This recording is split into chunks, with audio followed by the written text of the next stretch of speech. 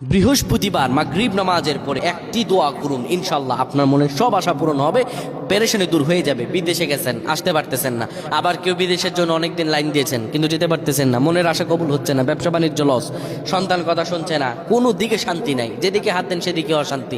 অনেকে বলে হুজুর এত আমল করি কিন্তু কবুল হয় না, কিন্তু কিছু কিছু সময় আল্লাহ দিয়েছেন স্পেসিফিকভাবে, ওই সময় আপনাকে আমল করতে হবে। ওই সময় আমল করলে আল্লাহ তাআলা অবশ্যই আপনার আমল কবুল করে নেবেন। আল্লাহ সব সময় করেন, কিন্তু স্পেসিফিক কিছু স্পেশাল সময় আছে। বৃহস্পতিবার মাগরিব কি সারা দিনের পর মাগরিবের পর থেকে শুরু হয় শুক্রবারের রজনী। এটি এমন গুরুত্বপূর্ণ রজনী, কোনো ব্যক্তি যদি সেই রজনীতে ইবাদত করে আমার আল্লাহ কবুল করে নেবেন।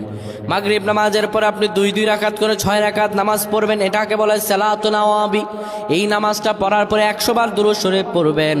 এবার দুটি হাত তুলে আল্লাহ তাআলার কাছে দোয়া করবেন, আমার আল্লাহ রব্বুল আলামিন আপনার সব দোয়া কবুল করে দেবেন, পেরেশানি দূর করে দেবেন, রিজিকে বরকত দেবেন, কপাল খুলে দেবেন, সব প্রকার দোয়াগুলো কবুল করে নেবেন।